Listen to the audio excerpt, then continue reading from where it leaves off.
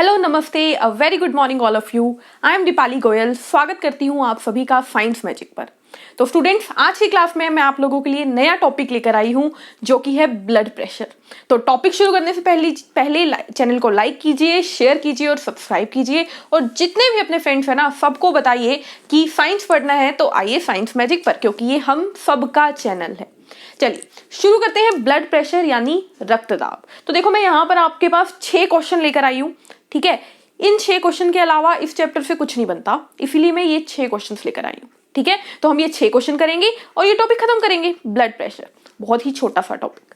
Blood pressure simple सा, मैंने हमेशा ब्लड को पानी से कंपेयर किया है, तो यहां पर भी पानी से कंपेयर करो। ब्लड जो है वो ब्लड वेसल में बहता है और पानी घर की पाइप में बहता है। अब हम जानते हैं कि अगर हम चलती पाइप के ऊपर पैर रखते तो पानी जो है वहां पर रुक जाता है, लेकिन बहुत तेज प्रेशर से रुक जाता है। मतलब जैसे ही पैर हटाएंगे ना तो बहुत तेज बहाव आएगा पानी का। होता है ऐसा कि हमने कोई पानी की पाइप है जिससे पानी निकल रहा है, हमने उसको ऐसे दबाकर ब्लॉक कर दिया, तो कुछ देर बाद जब हम उसे रिलीव करेंगे तो वो बहुत तेज दाब के साथ पानी को बाहर निकालेगी। बस वही वो क्यों है, देखिए, क्योंकि पानी जो है वो एक पाइप में बह रहा है, वो उस पाइप को धक्का लगा रहा है कि मुझे बाहर निकलना है। उसी तरीके से हमारा ब्लड जो है ना वो हमारी ब्लड वेसल में बहता है, ठीक है, और ब्लड वेसल पर खुद का एक धक्का लगाता है।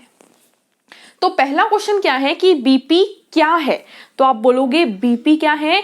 बीपी वह दाब है जो रक्त अपनी रक्त वाहिकाओं की दीवार पर लगाता है, ठीक है। तो हम क्या बोलेंगे, वॉल प्रेशर बाय ब्लड, या फिर इसको बोलो the pressure by blood on the walls of blood vessels. Actually ऐसे लिखते हैं, ठीक है, थोड़ा सा आपको समझने में इजी रहेगा। क्या बता रही हूं मैं, प्रेशर या दाब बाय ब्लड, यानी रक्त लगा रहा है, और कहां पर लगा रहा है, on walls of blood vessels, ठीक है। यानी कि रक्त वाहिकाओं पर रक्त द्वारा लगाया गया दाब ही क्या है, रक्त दाब। क्लियर है। ये क्वेश्चन नहीं आएगा, ये आपको समझाने के लिए बताया गया है। अगली चीज आती है जनरेट यानी उत्पन्न, यानी कि रक्त प्रेशर आता ही क्यों है। तो जब हमने धड़कनों के बारे में पढ़ा था तब मैंने आपको कुछ बताया था कि धड़कनें जो हैं वो हमारे दिल को प्रेशर देती है ताकि वो पूरी बॉडी को ब्लड पंप करे, क्योंकि दिल जो है वो संकुचन और आकुंचन करता है। अब देखो, बहुत सिंपल शब्दों में आप लोग जानते हो कि ये हमारा दिल है, 4 उसके कोष्ठ है, ऊपर वाले ऑरिकल या एट्रियम है यानी आलिंद है, नीचे वाले निलय या वेंट्रिकल है, ठीक है। राइट लेफ्ट की फिलहाल मैं बात नहीं कर रही। बहुत जनरली आप जानते हो कि रक्त हमेशा आता किस में है, एट्रियम में, आता किस में है, आलिंद में, और जाता कहाँ से है, वेंट्रिकल से। जाता कहाँ से है, वेंट्रिकल से। अब मैंने आपको बताया था कि जब रक्त जो है जाएगा तो वो बहुत तेज प्रेशर से जाएगा, और रक्त वेंट्रिकल से जाएगा ही क्यों, क्योंकि वेंट्रिकल अपने आप को कॉन्ट्रैक्ट करेगी। क्या करेगी, कॉन्ट्रैक्ट करेगी, यानी वेंट्रिकल जो है वो अपने अंदर संकुचन करेगी, ठीक है। यानी कि पिचक जाएगी वेंट्रिकल पिचक जाएगी, और सारा ब्लड किस में चला जाएगा, महाधमनी यानी एओर्टा में, यानी पूरी बॉडी में चला जाएगा। तो भाई ये जो हमारी वेंट्रिकल का, हमारी निलय का कॉन्ट्रैक्शन है, इसकी वजह से हमारा ऊपर वाला ब्लड प्रेशर आता है, जिस प्रेशर को बोला जाता है, क्या बोला जाता है, सिस्टोलिक प्रेशर। ये वर्ड आपको याद रखना है, सिस्टोलिक प्रेशर। दोबारा बताती हूं मैं, सुनो ध्यान से। देखो, जब हमारी वेंट्रिकल कॉन्ट्रैक्ट करती है ताकि ब्लड पूरी बॉडी में जाए, ठीक है, यानी हृदय से, हार्ट से रक्त को निकालने का जो काम है, उसके लिए जो कॉन्ट्रैक्शन, जो संकुचन होता है, तब उस संकुचन की वजह से रक्त बहुत प्रेशर से बाहर जाएगा, और उस प्रेशर को बोलेंगे सिस्टोलिक प्रेशर। और आप ये बात अच्छे से जानते हैं कि जब हमें छोटे से दिल से बहुत सारे रक्त को पूरी बॉडी में भेजना है तो हमें प्रेशर बहुत हाई लगाना पड़ेगा। तो ये सिस्टोलिक प्रेशर कितना होता है, ये होता है 120 mm ऑफ Hg, और Hg यहाँ पे क्या है, Hg है मरकरी यानी पारा, जो कि थर्मामीटर में मिलता है। ठीक है, आपको सिर्फ ये वैल्यू याद रखनी है। ये क्या है? सिस्टोलिक प्रेशर, या हिंदी में क्या बोलेंगे? सिस्टोलिक दाब। ठीक है, नाम सिस्टोलिक याद रखना है। आपको पूछा जाएगा कि सिस्टोलिक दाब कितना होता है, तो आप बोलोगे 120 mm of mercury, 120 mm of पारा। ठीक है, तो ये क्या है? जब वेंट्रिकल कॉन्ट्रैक्ट करती है। अब एक और काम होगा, रक्त चला गया, चला तो गया, अब दिल में आता भी तो है। तो रक्त जब आता है, जब रक्त आता है तब ध्यान से सुनो, वेंट्रिकल रिलैक्स करती है। क्या करती है? रिलैक्स। देखो, रक्त एट्रियम में आएगा तो वेंट्रिकल में भी तो आएगा, है ना? यानी कि इसको रिलैक्स करना पड़ेगा, अपनी जगह को बनाना पड़ेगा, कमरा खाली करना पड़ेगा अपना।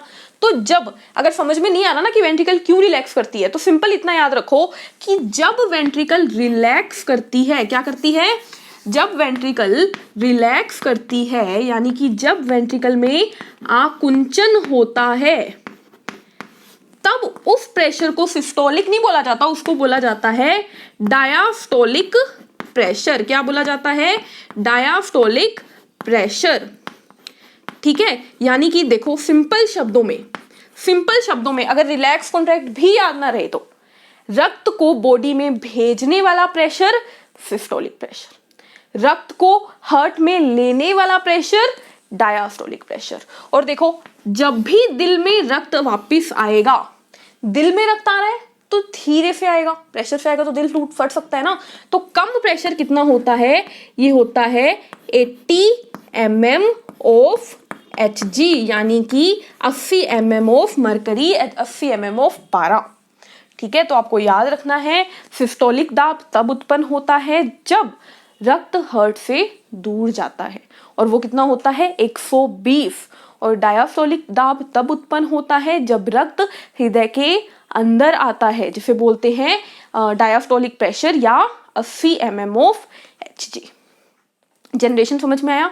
यानी उत्पन्न क्यों होता है ये समझ में आया? उत्पन्न होता है वेंट्रिकल की वजह से, यानी निलय की वजह से, निलय के संकुचन और आकुंचन की वजह से। क्लियर है? सिस्टोलिक क्लियर है, डायास्टोलिक क्लियर है। इंपॉर्टेंट पार्ट हमारा यहाँ पे खत्म होता है। अब जनरल बात करते हैं, मेजर्ड बाय। हमें कैसे पता लगा कि भाई ये 120 ही है या 80 ही है? ठीक है, तो कभी बीपी चेक करवाया हो या बीपी चेक करते हुए देखा हो, तो एक डिवाइस होती है डॉक्टर के पास जिसका नाम होता है क्या? जिसका नाम होता है स्फिग्मोमैनोमीटर। क्या नाम होता है? स्फिग्मोमैनोमीटर। 2-3 बार बोलोगे नाम याद हो जाएगा। क्या नाम होता है? स्फिग्मोमैनोमीटर। ठीक है, ये जो डिवाइस होती है, ये वह डिवाइस है जो हमें बताती है कि आपकी बॉडी का सिस्टोलिक दाब क्या है या डायास्टोलिक दाब क्या है। ठीक है, डॉक्टर वो पट्टा से बांधता है, प्रेशर भरता है। ठीक है, उस पट्टे में प्रेशर भरता है बहुत ज्यादा, फिर धीरे धीरे प्रेशर छोड़ता है, दाब को छोड़ता है, कम करता है। फिर उसको कुछ आवाजें सुनाई देती है जो कि वो अपने स्टेथोस्कोप में सुनता है, और उन आवाजों के जरिए वो बताता है कि आपका दाब क्या है। ठीक है, एक आम आदमी का दाब होगा 120 और 80। ठीक है, आम आदमी का क्या होगा? देखो, नॉर्मल बीपी क्या होता है? आम आदमी का बीपी होता है 120/80, यानी ऊपर का 120, नीचे का 80।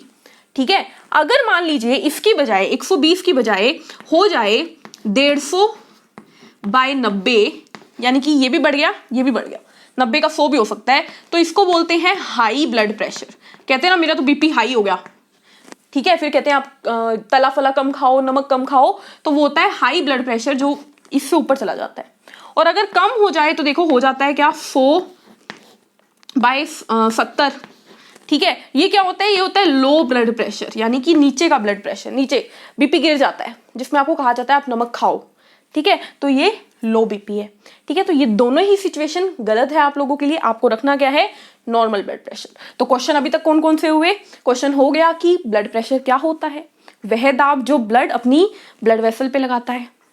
ब्लड प्रेशर कैसे आता है? जब हार्ट की निलय, हार्ट के वेंट्रिकल संकुचन और आकुंचन करते हैं, तब आता है ब्लड प्रेशर। संकुचन से 120 जिसे सिस्टोलिक कहते हैं, और आकुंचन से 80 जिसे डायास्टोलिक कहते हैं। फिर हमने बात की कि किसने ये हमें नाप के बताया, जांच के बताया, तो डिवाइस का नाम है, यंत्र का नाम है स्फिग्मोमैनोमीटर। फिर हमने बात की कि नॉर्मल बीपी होता है 120/80, लेकिन अगर 120/80 का 150/90 हो जाए तो वो हाई हो जाता है, जिसमें आपको तला फला नमक कम खाने के लिए कहा जाता है। और अगर 100/70 हो जाए तो वो लो हो जाता है, जिसमें कहा जाता है कि आप नमक को खाओ, क्योंकि लो बीपी में चक्कर आने लग जाते हैं। हाई बीपी में चेस्ट पेन, छाती में दर्द होने लग जाता है। ठीक है, इसके बाद आता है हाई बीपी। मैंने आपको बता दिया कितना होता है, 150/90। अब इतना क्या याद रखना है आपको, यहाँ पे याद रखना है कि हाई बीपी की बीमारी को एक और नाम से जाना जाता है, वो है हाइपरटेंशन। जब किसी इंसान को बहुत ज्यादा टेंशन रहती है, ठीक है, छोटी छोटी बातों की टेंशन, तब उसका बीपी बार बार हाई होता है। ठीक है, और उस हाई बीपी वाली सिचुएशन को कहते हैं हाइपरटेंशन। इसमें स्टूडेंट्स बहुत ध्यान से सुनिए, अगर ऐसा हो जाए कि टेंशन का लेवल बहुत हाई हो गया, यानी कि बीपी बहुत हाई जा रहा है, तो ऐसा भी हो सकता है कि आपकी जो धमनियां है, आर्टरी है, वो अंदर ही फट जाए और अंदर ही इंटरनल ब्लीडिंग हो जाए। ठीक है, तो हाइपरटेंशन से धमनियां फट भी सकती है बॉडी के अंदर। क्लियर? आगे दिख रहा है आपको एक टर्म एंजियोग्राफी। तो ये शब्द आपको जनरली देखने को मिलता है कि एंजियोग्राफी क्या है। वैसे मुझे ये आपको मानव रोग के दौरान बताना था, बट मैंने यहाँ पे बताया क्योंकि ये यहाँ से रिलेटेड है। देखो होता क्या है, जब ना कोई इंसान बहुत आलसी होता है, ठीक है, कोई एक्सरसाइज नहीं करता, बस बैठा बैठा खाता है, पीता है, सोता है, यही काम करता है, तो उसकी बॉडी में कोलेस्ट्रॉल हाई हो जाता है। क्या हाई हो जाता है? कोलेस्ट्रॉल हाई हो जाता है। दोबारा सुनो, जब किसी इंसान में बहुत आलस हो, वो कोई एक्सरसाइज, कोई मूवमेंट, हमेशा बस खाता पीता सोता रहे, तो क्या होता है, उसकी बॉडी में कोलेस्ट्रॉल बढ़ जाता है, जो कि धमनियों में, आर्टरीज में जाके इकट्ठा होने लग जाता है। कहाँ पे? आर्टरीज में। अब आर्टरीज में क्या था? रक्त था, जो कि फ्लो कर रहा था, बह रहा था, लेकिन अब उसमें कोलेस्ट्रॉल इकट्ठा होने लग गया, तो ब्लड में रुकावट आएगी, सही ढंग से बॉडी में ब्लड नहीं बहेगा, जिस वजह से हार्ट अटैक भी हो जाते हैं। तो एंजियोग्राफी क्या है? एंजियोग्राफी एक तकनीक है। क्या है? एक टेक्निक है जो कि बताती है कि ब्लड, हमारी बॉडी में जितनी भी रक्त वाहिकाएं हैं, उनमें से कौन सी धमनियां जो है वो ब्लॉक है। ठीक है, यानी कि सिंपल शब्दों में एंजियोग्राफी हमें यह बताती है कि बंद धमनियां, बॉडी में मौजूद बंद धमनियों की जांच करवाती है ये। ठीक है, यानी ब्लॉक्ड आर्टरीज। और आप लोग ये अब जान चुके हैं कि ब्लॉक क्यों होती हैं? कोलेस्ट्रॉल की वजह से। तो भाई सिर्फ खाओ पियो ऐश मत करो, थोड़ी एक्सरसाइज भी करो, थोड़ा चलो फिरो, ताकि आपकी बॉडी में कभी भी कोलेस्ट्रॉल इकट्ठा ना हो। टीवी में बहुत ऐड आती है कि कोलेस्ट्रॉल फ्री ऑयल है, ये वो है, तो वो क्यों बोलता है? वो ये इसीलिए बोलता है क्योंकि अगर आपकी बॉडी में कोलेस्ट्रॉल ज्यादा हुआ तो हार्ट अटैक के इशू सबसे ज्यादा होते हैं। दिल का दौरा पड़ता है, हार्ट अटैक आते हैं, इनके चांसेस बहुत ज्यादा हो जाते हैं। ठीक है, कार्डियक अरेस्ट हो जाते हैं। तो वो सब क्यों होते हैं स्टूडेंट्स? क्योंकि आपका ब्लड सही ढंग से फ्लो नहीं करता। इसके बाद मैंने आपको रिंग के बारे में बताया है, तो देखो क्या होता है, ये भी आपकी जनरल लाइफ से रिलेटेड है। जब किसी की धमनी ब्लॉक हो जाती है, ठीक है, तो उसकी जो ब्लड वेसल्स होती है उसमें स्टंट डाले जाते हैं। क्या डाले जाते हैं? स्टंट। ठीक है, स्टंट का नाम सुना होगा आपने, ठीक है, रिंग नहीं सुना होगा लेकिन स्टंट जरूर सुना होगा, डेफिनेटली सुना होगा। स्टंट बहुत कॉमन है आजकल, तो बहुत डलते हैं। ये जो स्टंट होते हैं स्टूडेंट्स, ये डाले जाते हैं। देखो ये एक आर्टरी आपकी, जिसके अंदर कुछ इकट्ठा हो गया, तो ब्लड फ्लो नहीं कर रहा, तो क्या करते हैं डॉक्टर, यहाँ पे एक स्टंट डाल देते हैं, जिससे कि जो आर्टरी चिपक गई थी ना, वो खुल जाए। ठीक है, क्वेश्चन क्या आएगा, ये स्टंट किससे मिलकर बनता है, यानी कि कौन सा धातु है जो कि ये स्टंट बनाता है? तो आपको याद रखना है कि टाइटेनियम। कौन सा धातु है? टाइटेनियम।